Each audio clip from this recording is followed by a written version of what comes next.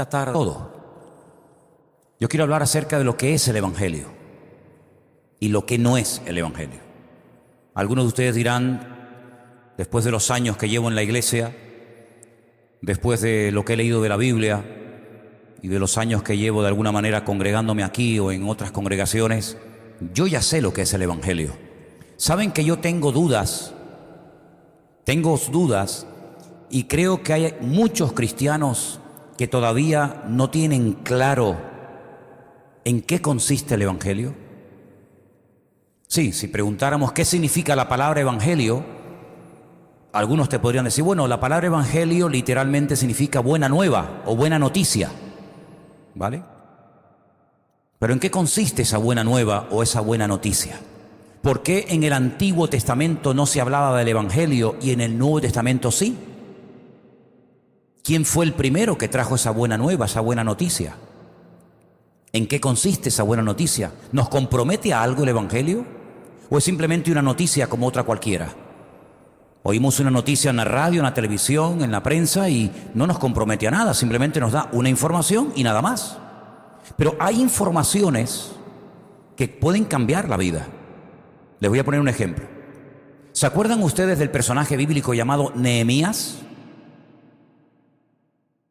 Nehemías dice que era copero del rey.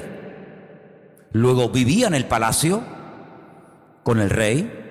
Era el que probaba el vino y las comidas antes de servírselas al rey, por si acaso estuvieran envenenadas. Si estuvieron envenenadas, el primero que moría era él, y así el rey evitaba la muerte. Pero él vivía bien, vivía en un palacio, comía bien, dormía bien. Pero un día, dice la Biblia que llegaron por el palacio personas que venían de Jerusalén. Y él les pregunta, ¿cómo está mi país? ¿Cómo está mi tierra? ¿Cómo está Jerusalén? Y le dan una información que lo quebrantó. Le dijeron, Jerusalén está destruida completamente. No es ni la sombra de lo que era. El templo está quemado, no hay murallas, las derrumbaron. El país o la ciudad es un montón de escombros. Dice que este hombre se quebrantó tanto, le entró un dolor tan tremendo que dice que durante días no quiso ni comer. Y él tenía miedo de que el rey lo hubiera preocupado, porque el rey podía pensar, este hombre ¿por qué está tan nervioso? ¿Por qué está tan pálido? ¿Por qué no comes? ¿Hay algo que tú sabes que yo no sé? Al final Nehemías le abre su corazón al rey y le dice, es que he recibido unas noticias terribles. Y el rey le dice, ¿qué es lo que quieres?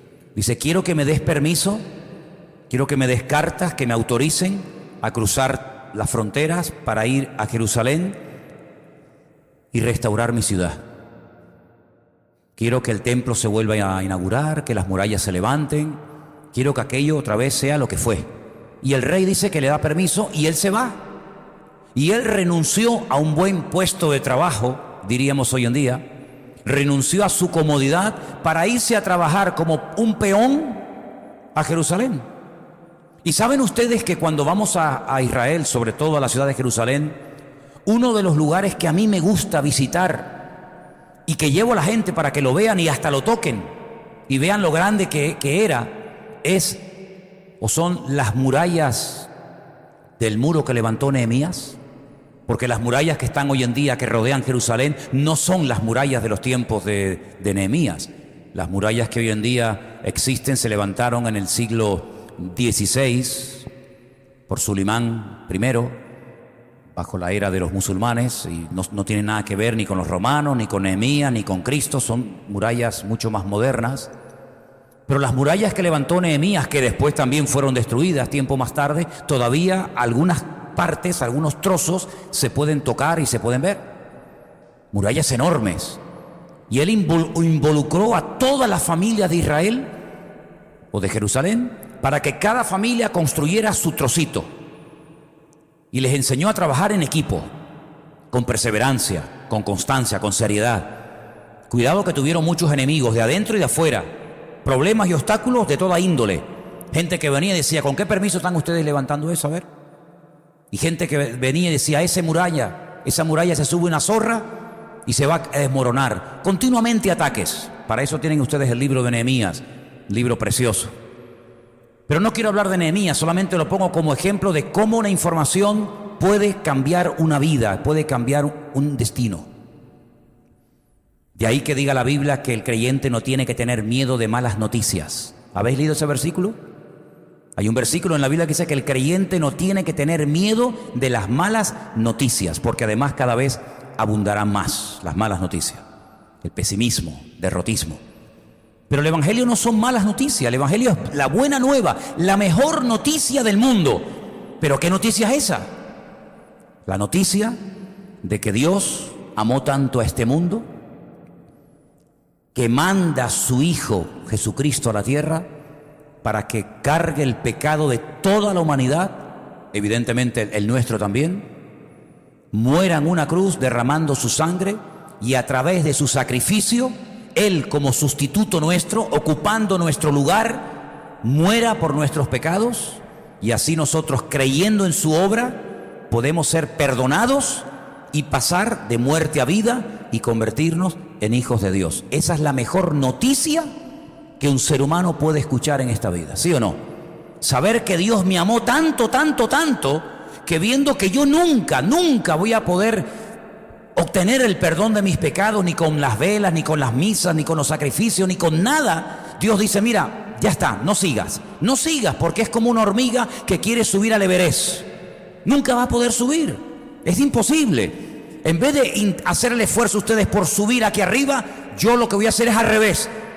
Voy a bajar, me voy a encarnar, me voy a hacer como uno de ustedes, humano, limitado en tiempo y en espacio, nacido de una mujer llamada María, y voy a vivir como ustedes y al final de mis días voy a morir en la cruz, pero no piensen que cuando me maten van a acabar conmigo, sino que al tercer día resucitaré y ascenderé otra vez al Padre y le diré, Padre, ya está toda la obra hecha, ahora no los castigas a ellos, me has castigado a mí, y ahora cualquiera de humanos en la tierra que quiera creer en mí y que quiera recibir el perdón de sus pecados, lo vas a perdonar porque yo he muerto por los pecadores. Esa es la mejor noticia, ¿sí o no?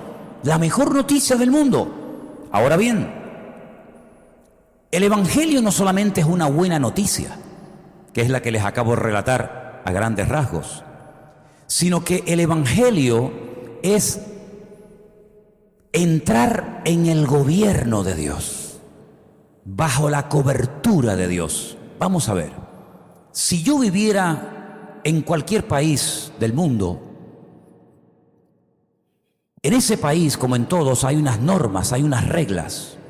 Por ejemplo, cuando vamos a Israel y nos dan la visa para poder entrar en el país, nos dicen que no podemos quedarnos en el país indefinidamente. El máximo que nos permiten ir son 3 meses. Y no podemos trabajar, porque la visa que te dan es de turista, no para trabajar. Si tú te quedas más de 3 meses, por ejemplo, en ese país, automáticamente te expulsan, te ponen un sello en el pasaporte y durante los próximos 5 años no puedes volver más, porque has quebrantado la ley del país. Es decir, cada país tiene sus normas, cada país tiene sus reglas. El Evangelio, el reino de Dios, el gobierno de Dios también tiene sus normas. Y es bueno que las conozcas para que puedas cumplirlas. Amén, hermanos. Cuando Dios creó a Adán y a Eva, Dios le dio instrucciones. Dios le dijo al hombre lo que tenía que hacer y lo que no tenía que hacer. Una de las cosas que le dijo que tenía que hacer era ponle el nombre a los animales. Yo los he creado, pero no tienen nombre. No tienen nombre ninguno de los animales. Ese es un trabajo que yo te dejo para que tú lo hagas. Y fue el hombre el que, viendo la esencia de cada animal, descubrió la esencia del animal y nombró a cada animal por su propio nombre. Y cada nombre de animal en hebreo significa algo, ¿vale?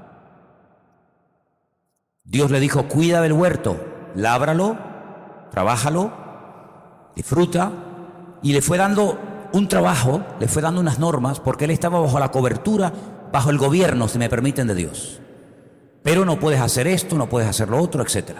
Cuando el hombre pecó, él era el único ser humano que había, no había multitud, había uno solo. Él era el representante de toda la raza humana, no había más. Y cuando él peca, Dios lo expulsa del jardín del Edén, ya no puede nunca más volver a vivir en él. Va a sufrir una serie de consecuencias terribles, una de ellas la muerte, y queda fuera de la cobertura de Dios. El hombre no fue a mejor, el hombre fue a peor. Después vino el diluvio, la torre de Babel, etcétera, etcétera, etcétera. Cuando el Señor Jesucristo viene hace 2000 años, y su primera palabra la encontramos, o su primer mensaje lo encontramos en Mateo capítulo 4, versículo 17, miren cómo comenzó Jesús su ministerio, su mensaje, diciendo, desde entonces comenzó Jesús a predicar y a decir, arrepentíos, porque el reino de los cielos se ha acercado. No se ha establecido todavía, como en algún día ocurrirá, sino que se ha acercado. El reino de los cielos, el gobierno de Dios se ha acercado a ustedes. Ustedes cada vez se alejan más de Dios, pero el reino de Dios se acerca a ustedes. Y para poder volver a entrar en el gobierno de Dios, para poder formar parte del reino de Dios, la condición indispensable es arrepentíos. Tenemos que saber lo que significa, según la Biblia, la palabra arrepentimiento. Porque ¿creen ustedes que una persona puede hacer algo malo y arrepentirse? ¿Sí o no? Pero yo conozco gente que ha hecho cosas malas, se han arrepentido, pero las siguen haciendo. ¿Conocen gente así? Pero es que la palabra arrepentimiento en la Biblia, saben que el Nuevo Testamento se escribió en griego, ¿vale? No en español. Y en griego, la palabra arrepentimiento significa cambiar de dirección. Es decir, que si yo iba hacia el sur y me arrepiento porque me doy cuenta de que estoy equivocado, sería absurdo seguir en la misma dirección, porque entonces no te has arrepentido. Arrepentimiento, según la Biblia, es cambiar de dirección. Si iba hacia el sur, me doy la vuelta y voy en la dirección contraria. Eso es lo que significa en la Biblia arrepentimiento. Yo sé que en la calle la palabra arrepentimiento puede significar, ay, me remuerde la conciencia, me acusa la conciencia, me siento mal, pero sigo igual. No. En la Biblia, cuando te arrepientes es que vas a cambiar. Porque si no cambia, entonces es que no estás arrepentido. ¿Se entendió o no? Bien. ¿Qué es lo que está diciendo el Señor? ¡Cambien! ¡Cambien! Ahora, mi pregunta es, si el Señor nos llama al arrepentimiento, mi pregunta es, ¿a todos o a unos cuantos? A todos. Luego, todos estábamos en un camino equivocado. ¿Me pueden responder? Si Él nos llama a todos al arrepentimiento, quiere decir que el camino, la vida, entre comillas, cristiana, que llevábamos antes no era la correcta, porque si no, no tiene sentido llamarme al arrepentimiento. El que tiene que arrepentirse, el que tiene que cambiar de dirección, es el que va por un camino equivocado. El que va por el camino correcto no tiene que arrepentirse, no tiene que cambiar de rumbo. Luego, si el Señor a ti, como tú acabas de confesar con tu boca, te llamó al arrepentimiento, y a mí también, y a todos y cada uno de nosotros, eso quiere decir, nos guste o no, que el camino por el que íbamos antes no era el correcto. Porque si no, no tiene ningún sentido llamar a una persona que va por el camino correcto, llamarla al arrepentimiento. La pregunta es, pues entonces, ¿por qué camino íbamos antes? Porque en ese camino que todos llevábamos antes, algunas cosas, no todas, algunas cosas las hacíamos bien. Pero es que aquí no consiste en hacer unas cosas bien y otras mal, sino aquí consiste en hacer todas las cosas bien. Dicen que algunas personas en los tiempos de Cristo, cuando terminaba el día, tenían unas jarras donde metían o una piedra blanca o una piedra negra. Si el día había sido bueno, si te habías esforzado, si habías hecho las cosas bien, habías agradado a Dios, habías cumplido con su palabra, metías una piedra blanca. Si habías hecho cosas malas, no habías obedecido como tenías que haber obedecido al Señor, metías una piedra negra. Y al final de la semana o del mes, se contaban las piedras blancas y las negras y podías más o menos saber si ibas bien encaminado o ibas mal encaminado según el número de piedras blancas o negras. Pero es que eso no es la vida cristiana, no es una de cal y una de arena. Hoy obedezco y mañana desobedezco, hoy me porto bien y mañana rompo todo. No, no, no. La vida cristiana consiste en hacer siempre las cosas decentemente y con orden y hacerlas bien. ¿Cuántos dicen amén? Una de las cosas que todos hicimos mal, todos, yo creo que sin excepción, es quebrantar una de las normas básicas de nuestra relación con Dios. Quiero llevarles al capítulo 20 del libro de Éxodo. ¿Lo tenemos por ahí? Éxodo capítulo 20. Y dice así, preste atención por favor.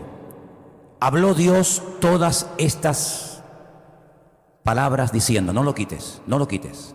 ¿Quién habló? ¿Quién va a decir lo que ahora vamos a leer? ¿Quién lo habló? Dios. No es un hombre cualquiera, no es uno que apareció por allí y dijo, a ver, voy a decir unas cositas, apúntalas. Dios habló todas estas palabras diciendo, a ver qué dijo Dios. Yo soy el Señor tu Dios,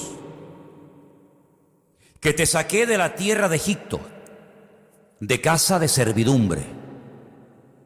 No tendrás dioses ajenos delante de mí. No te harás imagen ni ninguna semejanza de lo que está arriba en el cielo, ni abajo en la tierra, ni en las aguas debajo de la tierra.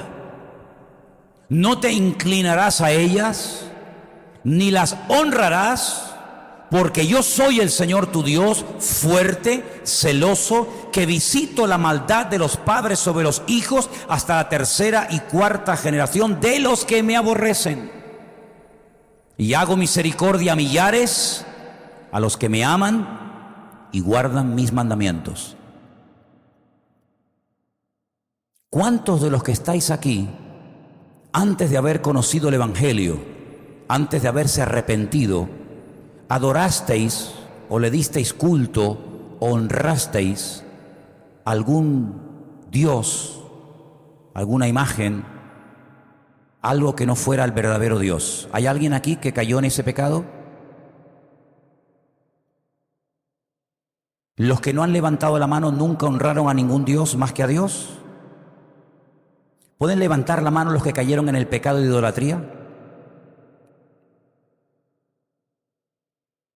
Ok, seguramente habéis caído en otro. Solamente por haber adorado a lo que no es Dios, a lo prohibido por Dios, solamente por eso, ¿la paga del pecado cuál es? ¿Nunca llevaste una medalla de la Virgen colgada al cuello? ¿Nunca tuviste un crucifijo colgado en la pared de tu casa? ¿Nunca? No te creo. No eras un buen católico.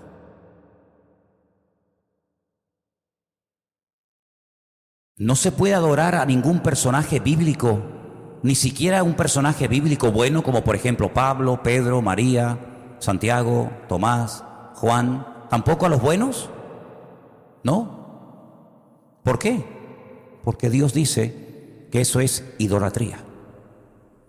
Si alguien que se congrega aquí lo sigue haciendo, usted está pecando. Si usted viene a esta congregación y usted sigue adorando a santos, a imágenes, San Pancracio, ahora estaban con la Virgen de Regla, la Coromoto, a la Guadalupe, a la aquí, la de Candelaria, a la Madonna, etcétera, etcétera, usted no está agradando a Dios. Usted está cometiendo adulterio espiritual. Porque usted está dándole culto a otros dioses y dice la Biblia que eso está prohibido. Y el Señor dice, al Señor tu Dios adorarás y a Él solo servirás. Cuando yo leí eso por primera vez, yo me asusté. Porque yo no había leído la Biblia en mi vida. La primera Biblia que leí en mi vida me la regalaron una vez que fui a una iglesia, un culto, y cogí la Biblia y me fui a hablar con un buen hombre, un cura que me daba clases a mí de física y química en los salesianos, don Gilberto, y le dije, don Gilberto, ayer estuve en una iglesia evangélica y me regalaron una Biblia y leí esto, y le leí los 10 mandamientos. Yo me sabía y me sé los 10 mandamientos del catecismo, que no son estos, dicho sea de paso. El primer mandamiento del catecismo que dice: amarás a Dios sobre todas las cosas y a tu prójimo como a ti mismo. Pero es que eso no dice en Éxodo 20. Los 10 mandamientos no empiezan así. Se han cargado los 2 primeros, no están. Entonces, claro, cuando yo leo los 10 mandamientos, Éxodo 20, y no me coinciden con los 10 mandamientos que yo aprendí, me fui a hablar con el cura. Y le dije: don Gilberto, en la Biblia ayer leí que los 10 mandamientos son estos, y yo he aprendido que los 10 mandamientos, según el catecismo católico, son estos, y no me coinciden. Algunos sí, pero hay otros que no me coinciden. Y mirando así para todas partes, me pone la mano por encima y me dice: si en algún momento de tu vida te encuentras en una encrucijada que no sabes qué hacer, obedecer a Dios o obedecer a los hombres, quédate siempre con la palabra de Dios. Y le tomé la palabra. No sé si fue casualidad, pero al poco tiempo don Gilberto desapareció. No sé si lo descuartizaron y se lo comieron, si lo mandaron a otro país, no lo sé, pero don Gilberto desapareció. Y comencé a leer la Biblia porque me di cuenta de que no solamente eso era diferente a lo que a mí me habían enseñado, sino que después un montón de cosas. Y comencé a descubrir un montón de cosas y me enamoré de la Biblia y la leía horas y horas y horas leyendo la Biblia, descubriendo verdades que son eternas, verdades que han estado ahí escritas por siglos, pero que a mí no me las habían enseñado. Y por eso caí en idolatría, por eso caí en otras cosas. ¿Por qué? Porque desconocía la verdad.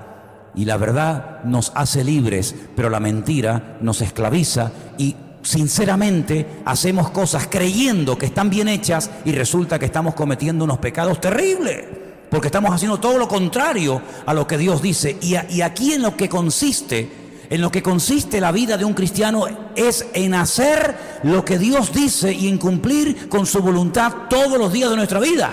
Amén, hermanos. Y si yo veo algo en la palabra y yo lo practico diferente, ¿quién tiene que adaptarse? ¿Quién? ¿Dios a mí o yo a Dios?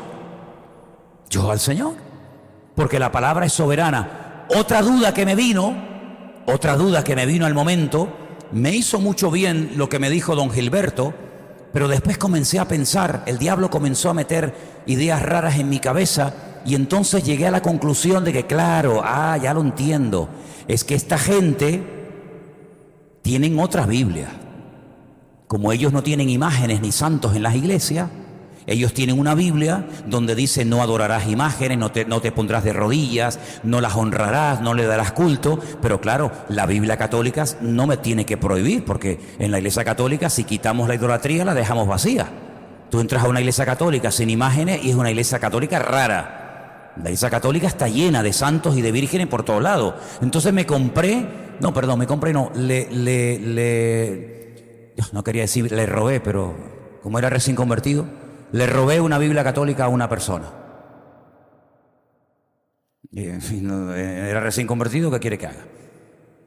Entonces abrí Éxodo 20 en la Nácar Colunga, que se llama así la Biblia católica, Nácar Colunga por la versión, y la versión Reina Valera, y las dos ponía Éxodo 20 y Éxodo 20. Y la única diferencia que encontré entre una y otra es que en la Biblia de esta versión pone Jehová y en esta Biblia ponía Yahvé. Pero bueno, es lo mismo, ¿no? ¿O no? En todo lo demás decía lo mismo. Y yo entonces entré en una crisis. Yo decía, pero ¿cómo es posible que si en todas las Biblias del mundo dice lo mismo, ¿por qué no lo enseñan? ¿Por qué no lo prohíben? ¿Por qué no sale el jefe, ¿cómo se llama? El Papa. No, el Papa es el jefe, ¿no?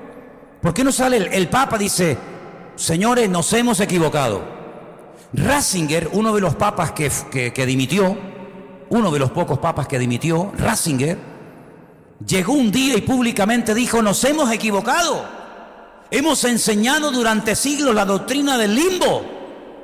Y el limbo no es bíblico, no hay versículo, no hay respaldo bíblico para predicar y enseñar el limbo. Y lo quitó. Ya no existe el limbo en la iglesia católica. Ya no se predica del limbo, porque el Papa, que es el jefe, la máxima autoridad, dijo: nos hemos equivocado, eso es mentira. No hay limbo, hay cielo e infierno. le faltó tiempo para quitar el purgatorio. Porque tampoco hay purgatorio según la Biblia, pero yo creo que le faltó tiempo. Pero bueno, por lo menos quitó algo.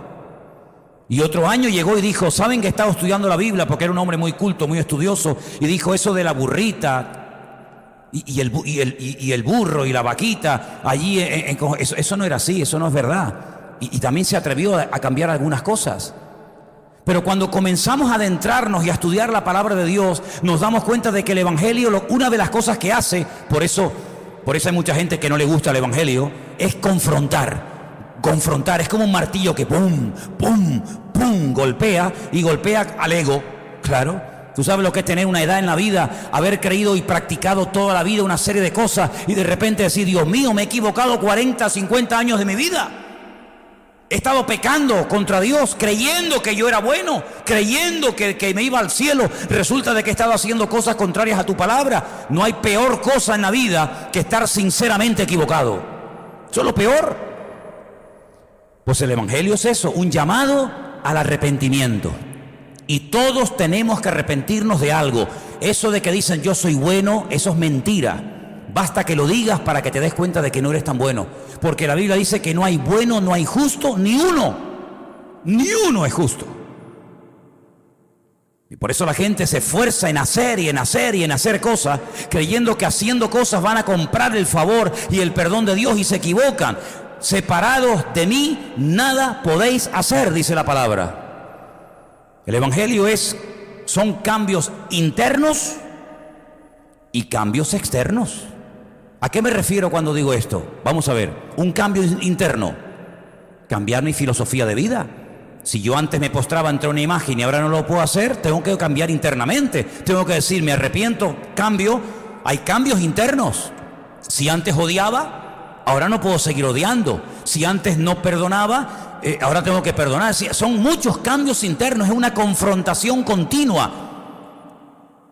Pero hay cambios externos también, ¿o no? Claro que también hay que cambiar por fuera. Imagínense, con todo mi respeto, una chica prostituta que ha ejercido la prostitución toda su vida. ¿Cómo visten las prostitutas, hermanos? Pues hombre, visten de una forma muy provocativa. ¿Para qué? Para coger clientes, para tener clientes. Imagínense que se convierte a Cristo y que viene a los cultos con una minifalda que le llega hasta el sobaco. Hombre, en ese caso, pues esa mujer que ha ejercido la prostitución tendrá que plantearse que a partir de ahora tiene que venir a la iglesia de una forma más decorosa. Imagínense un travesti, un hombre que se ha vestido y se ha comportado como una mujer toda su vida. Tendrá que cambiar internamente, claro, como todos, pero ¿y externamente? Claro, también, lógico. Tendrá que vestirse, si es usted un hombre, como un hombre. Y si es mujer, pues tendrás que vestirte de mujer. Y tendrás que dejar de venir con tacones así de alto y ponerte zapatos de hombre. Claro que hay cambios internos y cambios externos, por supuesto. Claro que sí, por supuesto que sí. Hay algunas cosas que no se pueden cambiar, como por ejemplo cuando hablábamos con Adrián y con otros hermanos, los tatuajes. Bueno, hay gente que se tatuó y se pintó demonios y se hizo barbaridad y ahora se convierten a Cristo. ¿Y ahora qué hago? ¿Me corto los brazos? Ahora, pues mira, testifica y decir, mira, de aquí me sacó el Señor, gloria a Dios, ¿no? Pero en lo que puedas cambiar, cambia. Por ejemplo, si antes en tu casa tenía una virgen de esta de 1,5 metros, pues habrá que quitarla. No importa, yo no la adoro, pero la tengo. Pues imagínate que fueras drogadicto y que consumieras heroína o cocaína. No, yo no la consumo, pero tengo ahí en el cajón 5 o 6 kilos de cocaína y 4 kilos de hachís. ¿Para qué? Eso al cubo de la basura, eso no vale para nada. O que practicaste la brujería, la santería, umbanda, candomblé, todas esas cosas. ¿Qué tienes que hacer? Tirar todos esos muñecos a la basura. ¿Por qué? Porque ya no le dan gloria a Dios. Es decir, que el Evangelio a veces también conlleva cambios externos. Y por supuesto cambios internos, no te quepa la menor duda. Por supuesto que sí. Hay gente que tiene que cambiar la forma de hablar. Yo ahora, porque gracias a Dios en ese sentido he mejorado. Pero yo era de eso que, como dicen en Venezuela, grosería. Las groserías. Y además me conocía las groserías de Venezuela. ¿Quiere que te diga una? No. Terrible. Me conocía las de Venezuela y de... Porque cuando uno está aprendiendo un idioma, cuando empieza a hablar, parece que se aprende más rápido las palabrotas y las groserías que lo normal. Yo me sé palabrotas en hebreo. Y tú dices, ¿cómo puede ser eso? Ah, porque las oyes en la calle y dices, oye, ¿eso qué le dijo? Y, ya. Y se te queda, yo no sé por qué. O sea, hay momentos que tienes que cambiar tu forma de vestir, en otro caso tu forma de hablar, en otro caso... Muchas cosas. Porque el Evangelio es confrontación, es cambio, es dejar el pecado. El Evangelio no es hacerte la vida a veces más cómoda. Algunos dirán, ¿cómo? No. El Evangelio a algunas personas les pica, les molesta, porque les saca de su vida cómoda. Hay personas que dicen, ay, yo voy a la iglesia porque yo me siento tan bien en la iglesia. Yo estoy tan bien, los hermanos, la paz y el amor, aquí. Pero tú serías cristiana o cristiano en Afganistán, en Corea del Norte, en la China, en Irán, donde simplemente por el hecho de enterarse que eres cristiano te crucifican, te apalean, te apuñalan, te hacen de todo. Es que aquí es muy fácil ser cristiano, porque nadie se mete con nosotros, no hay persecución, no está prohibido el Evangelio. Pero ¿seríamos capaces de vivir como cristianos de verdad, como vivimos aquí en Yemen, en Arabia Saudita? Sería muy diferente. Porque el Evangelio en muchos casos nos pone en contra a personas con las cuales antes éramos amigos. ¿Sí o no? Te voy a leer unas palabras del Señor Jesucristo. Están en el Evangelio según San Lucas, capítulo 21. Vamos a ir casi al final. Yo sé que es una de las últimas lecturas que te di. Pero en el Evangelio según San Lucas, capítulo 21, a partir del versículo 10, encontramos unas palabras muy interesantes de nuestro Señor Jesucristo. Y dicen así. Entonces les dijo, escuchen, se levantará nación contra nación y reino contra reino. Amén. Eso lo tenemos claro. Una de las señales de los últimos tiempos, nación contra nación, reino contra reino. Habrá grandes terremotos en diferentes lugares, hambres y pestilencias.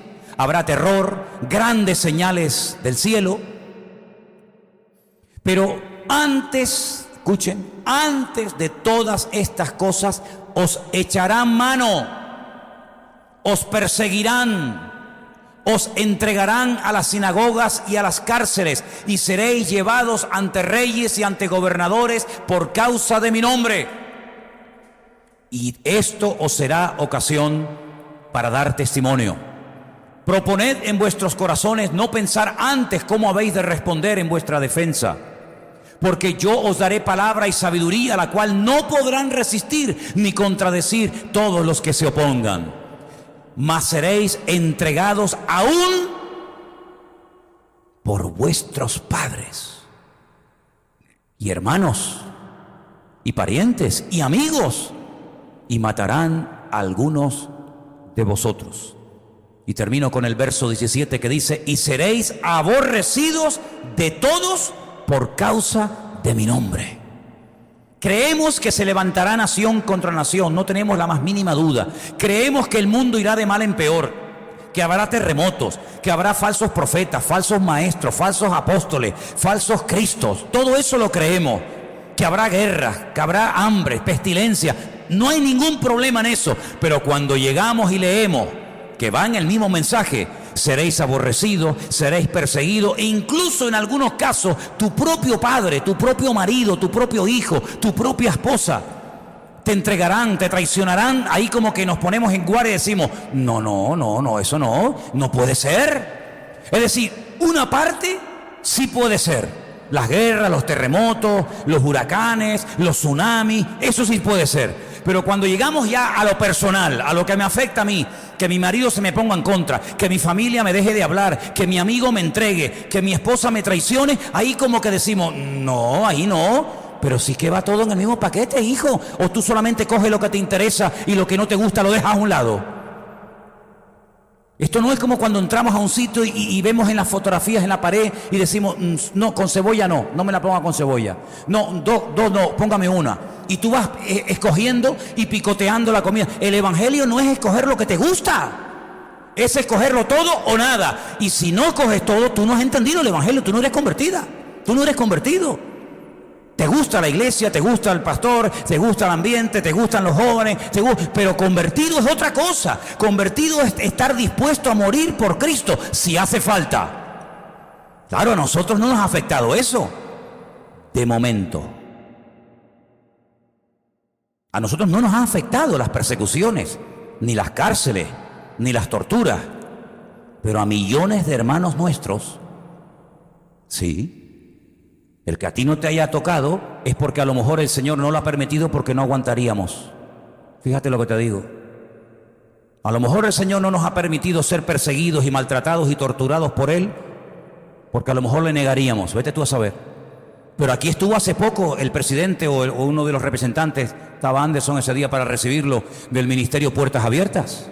Y creo que él ese día, me parece, que dio información acerca de países, de cómo están nuestros hermanos en Corea del Norte, de cómo están nuestros hermanos perseguidos en China, en Irán, en Pakistán, en Afganistán y en muchas naciones, donde tienen que ir a escondidas, de noche, a ocultas, a bautizarse en un río congelado, y pueden meterse en YouTube y ver imágenes de cómo tienen que ir de noche y con un pico y una pala romper un río helado y bautizarse a escondida mirando a todas partes, bautizar al hermano y salir corriendo para que no te pillen. Eso a nosotros no nos ha afectado, no lo hemos vivido en carne propia. Pero ese es el evangelio. Ese es el evangelio que les ha tocado vivir a ellos. Y no son perseguidos porque son peor cristianos que nosotros. Yo creo que es todo lo contrario. ¿No les parece? Yo creo que es todo lo contrario. Yo creo que hay hermanos, y me parece lógico, que en la otra vida sean recompensados de una forma diferente a nosotros, porque son hermanos que a lo mejor con su vida han pagado hasta la muerte el ser cristianos. El año pasado comenzaron a llegarnos imágenes terribles que no se veían hace siglos en el mundo. Hace siglos no se veían gente crucificada, quemada viva. Y cuando estaban estos salvajes del ISIS matando gente, se veían imágenes tremendas. Tengo en mi retina la imagen de un niño de 13, 14 años que con alambre de púas lo amarraron a una cruz, a una especie de cruz, y lo crucificaron delante de su padre viendo cómo torturaban a su niño, y al niño le decían que negara a Cristo, y el niño decía que no, que él no negaba a Cristo. Y había uno que decía: mi mamá me dijo que cuando vinieran a matarnos, cuando vinieran a torturarnos y a cortarnos el cuello, cerráramos los ojos, porque cuando los abriéramos ya estaríamos en la presencia del Señor. Vivieron cantidad de niños, jovencitos, 13, 14, 15 años, que murieron así delante de sus padres y no claudicaron. No claudicaron. Y hay por ahí un vídeo espectacular de esa famosa canción que dice, yo sigo a Cristo, esa canción tan famosa. He decidido seguir a Cristo, he decidido seguir a Cristo. Y se ve como hay unos cristianos que están rodeados de unas multitudes tremendas y les dan unas palizas tremendas, con palos, con hierros, los están dando. Y de fondo se oye: he decidido seguir a Cristo, he decidido seguir a Cristo. No vuelvo atrás, no vuelvo atrás. Luego le meten fuego, les prenden fuego y ahí siguen. Y uno dice: ¿y si yo estuviera en ese lugar? ¿Aguantaría todo eso? Solamente Dios lo sabe. Pero no podemos divorciar, no podemos separar el evangelio de esta realidad. Porque claro, aquí venimos y decimos: ay, qué bonito, qué tranquilidad la iglesia. Claro, porque te ha tocado nacer aquí o vivir aquí. Pero si hubiéramos conocido el evangelio en otro país donde hay persecución, desde que nos convertimos hasta que nos morimos, hubiéramos estado perseguidos todos los días. Y son igual de cristianos o mejor que nosotros. ¿O es que no persiguieron a los cristianos durante siglos? ¿Cómo murieron los discípulos? Dígame cómo murieron los discípulos. En su cama, tranquilo, ¿verdad? Como el Quijote de la Mancha, que murió en la cama, tranquilo, allí alrededor de sus amigos. ¿Cómo murieron? Torturados, quemados, apaleados, aserrados. Pero no ellos, sino miles y miles y miles de cristianos. Y es que también forma parte del evangelio en algún momento determinado el sufrir por la causa del evangelio. El apóstol Pablo decía: he acabado mi carrera, he peleado la buena batalla. Y él sabía que lo iban a decapitar y no salió corriendo, no pidió clemencia, sino dijo: adelante. Y cuando ustedes leen la carta a los hebreos, al final, después de hablar de un montón de personajes, dice que en algunos casos, si pagaban el rescate, le salvaban la vida y decían, no, yo no quiero que paguen el rescate, yo quiero morir torturado y muerto por Cristo para recibir mejor recompensa en la otra vida. Y cuando vemos esas películas donde sacaban a esas mujeres con niños en brazos a la arena del circo romano delante de la fiera, salían cantando, no salían quejándose, no salían huyendo, salían alabando a Dios y morían cantando, alabando al Señor. Y los 3 jóvenes que fueron lanzados a un horno de fuego, que milagrosamente el Señor los salvó del fuego, pero la idea era quemarlos vivos.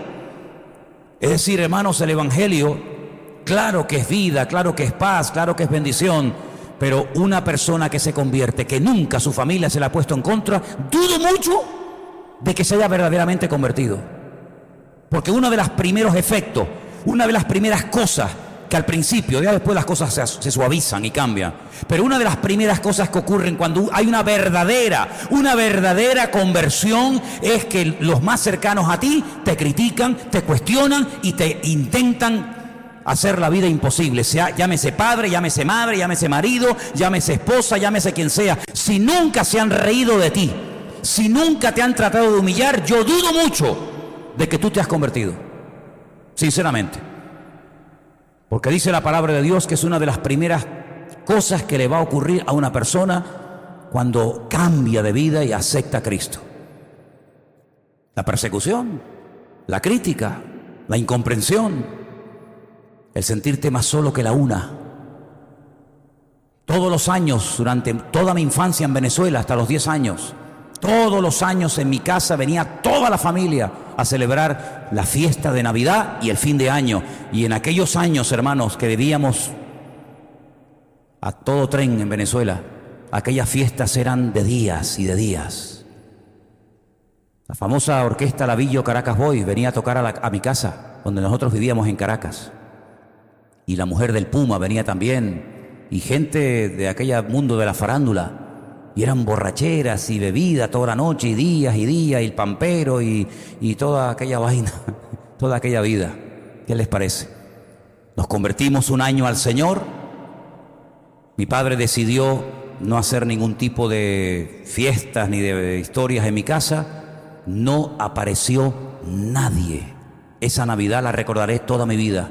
Ni mi abuelo con el que yo me crié apareció, ni mi abuela, ni mis primos, ni mis tíos, ni mis tías, nadie. Y vivíamos juntos, más o menos en la misma zona. No apareció nadie. Y ese año estábamos los 4 en casa. Claro, no entendíamos mucho, pero es que ya no podíamos participar de las obras infructuosas de las tinieblas, como dice la Biblia. ¿No dice la Biblia eso? No participéis, pero escuchen el versículo, porque hace unos días hablaba con mi hermano Juan Ramón de Zaragoza y salía el versículo y es muy bueno, porque muchas veces uno de los grandes defectos que cometemos muchos cristianos es cortar, mutilar los versículos y decir una parte y nos olvidamos del todo. Y el versículo que voy a mencionar ahora dice: no participéis de las obras infructuosas de las tinieblas, es decir, de las cosas malas, no participe. Pero es que no termina ahí, sino dice, más bien, reprendedlas. Mira, este año, a partir de ahora, no voy a participar más de esto, ni de esto, ni de esto, ni de esto. Pero te voy a decir por qué no voy a participar de esto. No voy a participar de esto, y entonces doy una explicación bíblica, y doy una respuesta, y reprendo y digo que eso no es correcto, y eso está mal, y eso es abominación delante de Dios. Y no es que sea un niño bueno que diga, bueno, yo para no ofender a mi sobrino que es transexual no le voy a decir nada, pobrecito. Voy a orar por él.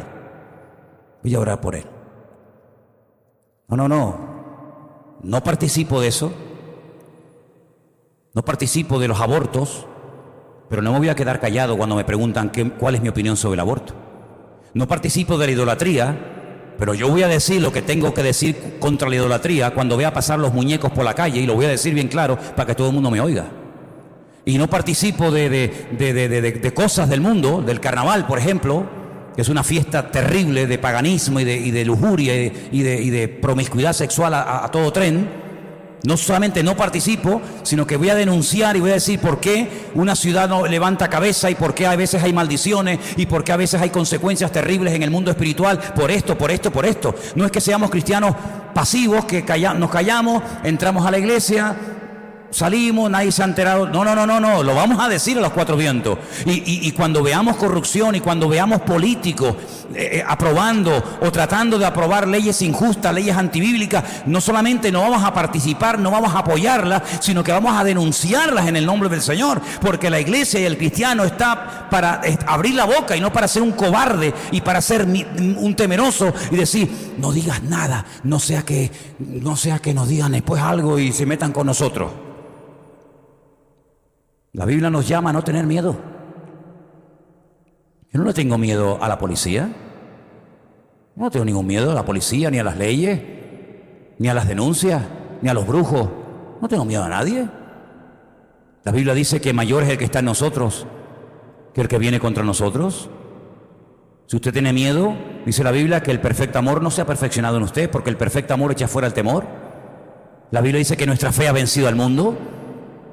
Y yo he estado en Cuba predicando y me han dicho, hay dos de la vaina esa de allí que están controlando. Ten cuidado, digo, yo he hablado todo lo que tenía que hablar. Y después una del comité ese de los barrios, eso de, ¿cómo es? El CDR o como se llame. En un pueblo donde fui a predicar me invitó a comer a su casa, que ese día me puso comida. Yo creo que sacó todo para que dijera, para que me llevara una buena imagen. No tengo que tener miedo de nada. Cuando Jesús Herodes le dijo, oye, que quiero conocerte, ven para que hablemos y nos conozcamos, Jesús le dijo, díganle a esa zorra, díganle que no voy a ir, que estoy predicando, que los mudos hablan, que los paralíticos se levantan, que los ciegos ven. Díganle a la zorra esa que estoy ocupado, que no voy a ir a atenderlo. Muchacho, pero ¿qué forma es esa? Y cuando Juan el Bautista estaba en la cárcel, que ya era, estar en la cárcel en los tiempos de Cristo tenía que ser terrible. Hemos visitado algunas mazmorras de la época de los romanos y madre mía, eso sí que eran cárceles, amigos. Y estando en la cárcel, dice la Biblia que le llegaron a cortar la cabeza, pero uno dice, bueno, ¿y cuál fue el delito de Juan el Bautista? ¿Por ladrón? ¿Por asesino? No, porque le dijo al rey, la mujer con la que te estás acostando, se la robaste a tu hermano y eso no es bueno delante de Dios, eso es pecado delante del Señor. Y alguien le podría haber dicho, ¿y a ti qué te importa? Cállate la boca. ¿Tú no te das cuenta que Herodes es un perro que es capaz de lanzar perros hambrientos y devorarse niños mientras él es capaz de estar comiendo? ¿Sabéis que Herodes era así? Herodes decía, bueno, a ver, entreténgame que estoy aburrido, sácame a los perros hambrientos y póngame aquí unas cuantas personas que se los coman y yo mientras tanto voy a ir comiendo como la televisión. ¿Para qué te le dices tú que la mujer que no tiene o que tiene no es la de él, sino es la de su hermano? ¿Y le cortaron la cabeza? No por bocón, sino por profeta. Porque los profetas y los hijos de Dios no tienen que tenerle miedo a nada ni a nadie. Cuando tú tienes claro lo que es el Evangelio, y que el Evangelio lo primero que te hace es perdonarte todos tus pecados cuando aceptas a Cristo, convertirte en hijo de Dios. Algunos dicen por ahí que todos somos hijos de Dios. ¿Habéis oído esa frase? Todos somos hijos de Dios. Y entonces, ¿cómo va a mandar hijos de Él al infierno? Porque una pregunta, ¿creemos todavía en el infierno los cristianos? Porque hay iglesias que ya no predican del infierno, ya lo quitaron. Porque asusta, el infierno. Nosotros creemos en el infierno porque la Biblia habla de que hay un cielo y hay un infierno. Y si todos son hijos de Dios, ¿cómo va a mandar Dios a sus hijos al infierno? Bueno, pero es que la Biblia no dice que todos somos hijos de Dios. Eso no dice la Biblia. La Biblia lo que dice es esto. Juan 1:11. A los suyos vino y los suyos no lo recibieron. Aquí hay un grupo de personas que no lo quieren, no lo reciben, no quiero saber nada contigo. No los recibieron. Dice, más a todos los que le recibieron, Juan 1:12, a los que creen en su nombre, les dio potestad de ser hechos hijos de Dios. Es decir, hay gente que no le recibe, que no creen en Él y no son hijos de Él. Pero los que le recibieron y los que creen en su nombre, esos tienen la potestad de ser hechos hijos de Dios. Pero escuche, miren lo que dice el 13. Los cuales no son engendrados de sangre, ni de voluntad de varón, de sangre ni de carne, ni de voluntad de varón, sino de Dios. Es decir, cuando yo nací de mi madre, yo soy un habitante del planeta Tierra. Pero yo no nací ya siendo un hijo de Dios. Yo me convertí en un hijo de Dios, porque el apóstol Pablo desarrolla más el tema y dice que los hijos de Dios son los que han sido adoptados por Dios, los que quieren ser hijos de Dios. ¿Usted cree que Hitler era un hijo de Dios? ¿Usted cree que Hitler era un hijo de Dios?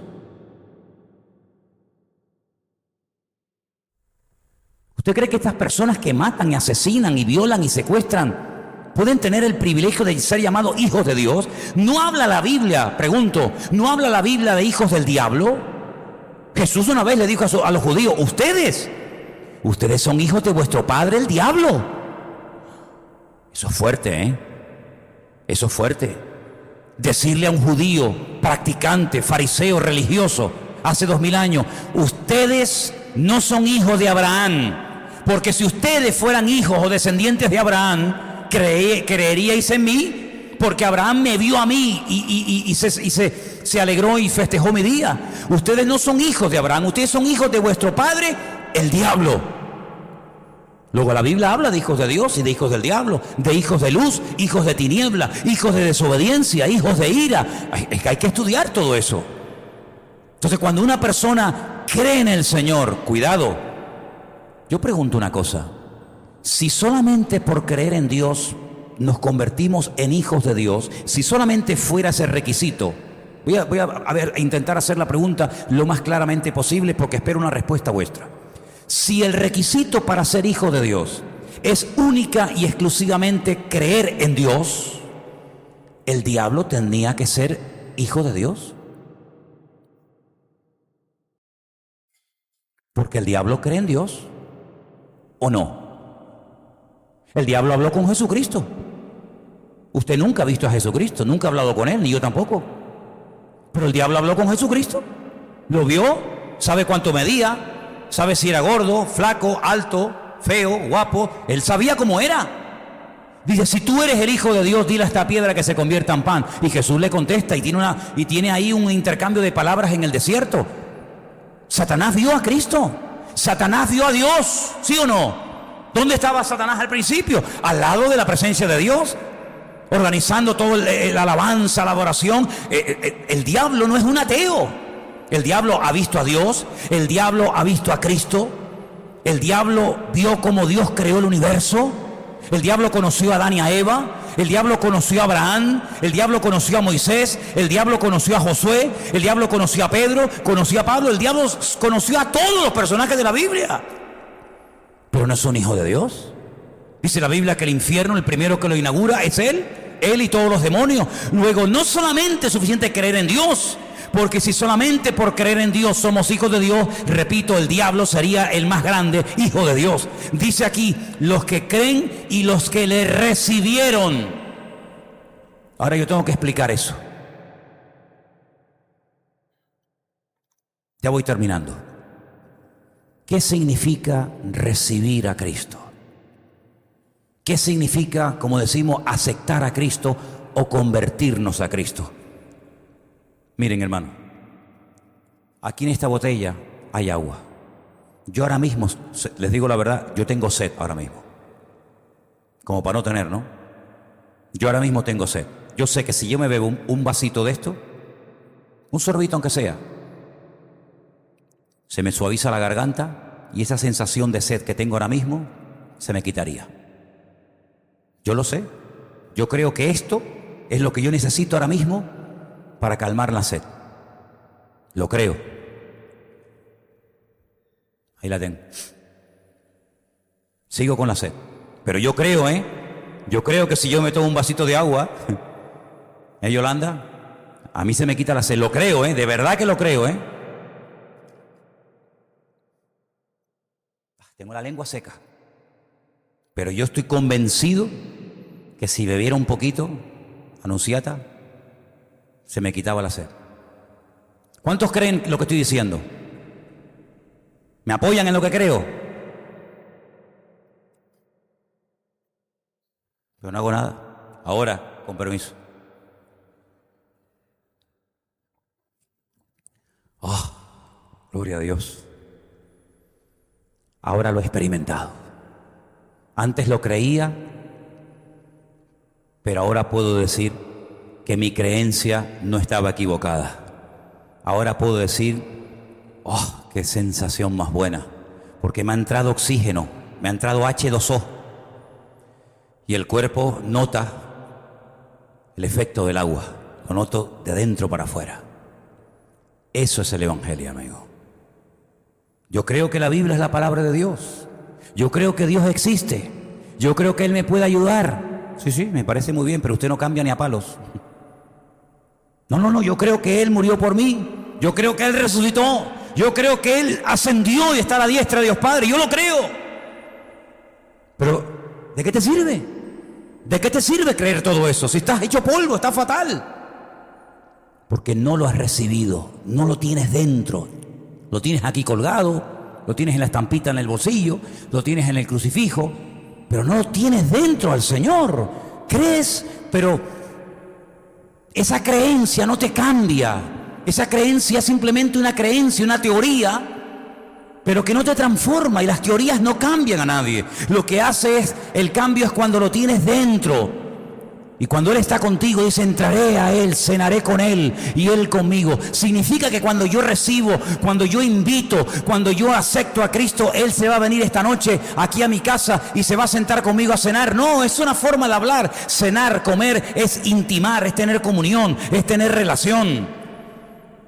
Si alguno oye mi voz y abre la puerta, entraré a Él y cenaré con Él. Eso significa de que estaré contigo, estaré dentro de ti. No vas a estar nunca solo, estaré contigo todos los días hasta el fin del mundo. Sí, lo creo, pero no me invita. Estoy tocando la puerta, como en el libro del Cantar de los Cantares. ¿Se acuerdan? La Amada, ese libro tan maravilloso.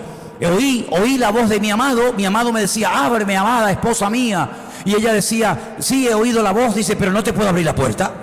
Pero ¿cómo no me vas a abrir la puerta? Si soy tu amado, soy tu marido. ¿Cómo no me vas a abrir la puerta? Que me estoy mojando, que está lloviendo, que estoy empapado. Y dice, es que no te puedo abrir la puerta, amado mío, porque me acabo de lavar los pies, el suelo es de tierra, y si pongo los pies fuera, me los voy a manchar otra vez, y yo no me voy otra vez a manchar ni a destapar. Y para abrirte la puerta, y el amado dice que se fue. Y entonces ella dice, ay, mi madre, ¿qué hice? Se levanta, cuando abre la puerta, dice, aquí estuvo mi amado. Huelo el aroma de mi amado. Aquí huele a Él. Pero Él no está. Se fue. Y ella, enferma de amor, desespera porque dice, lo perdí. ¡Qué locura! Sale por las calles de Jerusalén. ¿Habéis visto a mi amado? ¿Lo habéis visto?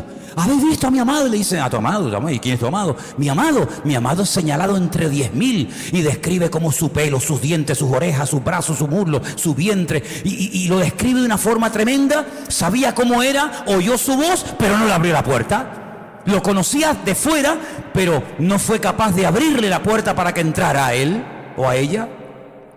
La humillan, la maltratan, la apalean, hasta que lo encuentra y tiene comunión con Él. Eso es la conversión. Esa es la conversión. Cuando yo paso de creer a tener a Cristo en mi corazón, y yo creo con todo mi corazón que todavía tenemos aquí en la iglesia gente que no ha aceptado a Cristo. Yo estoy convencido que hay gente que todavía, hasta el día de hoy, no habían entendido lo que es el Evangelio. Por eso nos bautizamos. Por eso salimos a la calle a evangelizar, por eso repartimos folletos, porque no nos avergonzamos del Evangelio. ¿Cómo me voy a avergonzar del Evangelio? Si es que me ha cambiado la vida, me ha transformado. Y por eso Pablo decía, no me avergüenzo del Evangelio, porque es poder de Dios para salvación. Cuando tú entiendes el Evangelio, hay algo en el mundo espiritual que cambia, y automáticamente los que no han tenido esa experiencia lo notan. Los primeros que notan que tú te has convertido son los más cercanos a ti. Llámese padre, madre, esposa, marido, hijo, sobrino, quien sea. Y no te extrañe que un día te digan, oye, tú estás rara, ¿no? Tengo un hermano con el que estoy hablando con él últimamente por teléfono, y está en tratamiento, digamos, y el médico le dice, tú eres un paciente muy raro. Algo hay en ti que no entiendo. Y está orando para dentro de unos días darle testimonio a esta persona, a este doctor. Es que somos raros. Porque tenemos al autor de la vida dentro de nuestros corazones. Claro. Y el diablo sabe perfectamente que cuando tú entiendes el Evangelio, eres indestructible. Él lo sabe. Por eso te ataca, por eso te tienta, por eso te intenta amargar la vida, porque ha perdido un cliente, porque ha perdido a uno del equipo. Pero nunca más vamos a dar marcha atrás. ¿Cuántos dicen amén? Eso es el Evangelio. Creer y pasar de la creencia a la práctica, tenerlo en el corazón y estar dispuesto a pagar el precio que haga falta. A nosotros el Señor no nos ha pedido grandes esfuerzos. Fíjate tú qué esfuerzo nos ha pedido a nosotros el Señor. ¿Qué esfuerzo nos ha pedido? Un día a la semana, un jueves, que vengas a una iglesia. Un domingo que vengas a la iglesia. Ese es el gran esfuerzo que hacemos los cristianos evangélicos en España. Venir 2 veces a la iglesia a cantar, a oír una predicación. ¡Uy, qué sacrificio tan grande, Dios mío! ¡Ay, Señor! Venir de San Isidro. ¡Ay, media hora en coche para allá! ¡Qué esfuerzo tan grande! Es algo terrible, terrible. Pero si mañana te ofrecen un trabajo y te pagan 2.000 euros con 4 pagas extraordinarias en la punta de Teno, vas sin preguntar mucho. ¿Por qué? Porque... Y por Cristo, hermanos, cierra tus ojos, por favor, ahí donde estás, y pregúntate: ¿he entendido yo el Evangelio? ¿Está Cristo en mi corazón? ¿O solamente lo tengo por fuera como un añadido más? Hazte estas preguntas y analiza tu vida delante de Dios, porque el Evangelio es volver a ponerse bajo el gobierno y la cobertura del Señor. Y eso a nuestra carne no le gusta, pero esa es la voluntad de Dios para cada uno de nosotros. Aleluya. Te damos gracias, Padre Santo, por esta oportunidad que nos das cada semana de escudriñar tu palabra, de estudiar las Escrituras y a través de ellas conocer cada vez más y mejor la verdad. La verdad es la que cambia la vida. Y en esta tarde se ha predicado tu verdad, porque tu palabra es verdad. Y que esas verdades cambien nuestra vida por dentro y por fuera. Y que podamos crecer y cada día estar más firmes en la fe. Firmes y constantes, creciendo en la obra del Señor siempre. Te lo pedimos en el nombre bendito de Jesús. Amén y amén. Nos ponemos de pie, queridos hermanos. Vamos a levantar la ofrenda en esta tarde. Voy a pedirle a Rafael, por favor, si puedes pasar adelante. Yeray, vamos a levantar esta ofrenda en esta tarde para nuestro Dios.